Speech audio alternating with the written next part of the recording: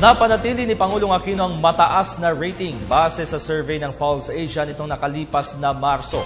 Ayon kay PCOO Secretary Sunny Coloma, patuloy na ipatutupad ng Administrasyong Aquino ang mahalagang reforma para sa taong bayan. Si Elena Luna ang ating tagapagbalita.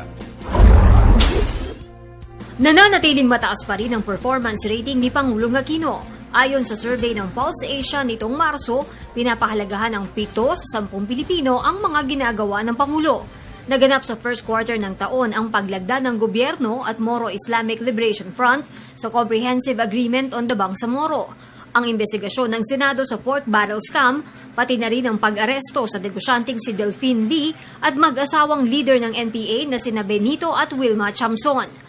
Kung titingnan ang performance rating ng Pangulo, nasa 70% o bumaba ito ng 3 puntos kumpara noong huling survey. We will note that the decline in the performance approval, I believe it is from 73% to 70%, is a marginal decline and well within the usual statistical margin of error.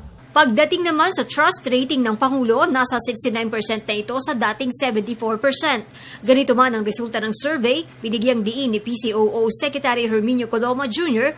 na mananatiling nakatutok ang Administrasyong Aquino sa mga reformang ipinatutupad at hindi sa mga ratings. Our main concern is the implementation of the reforms and of the major programs in the Philippine Development Plan. There are likely to be ups and downs or ebbs and flows in public opinion survey results, but we remain focused on the attainment of the Philippine Development Plan objectives. Para sa Telebisyon ng Bayan, Elena Luna.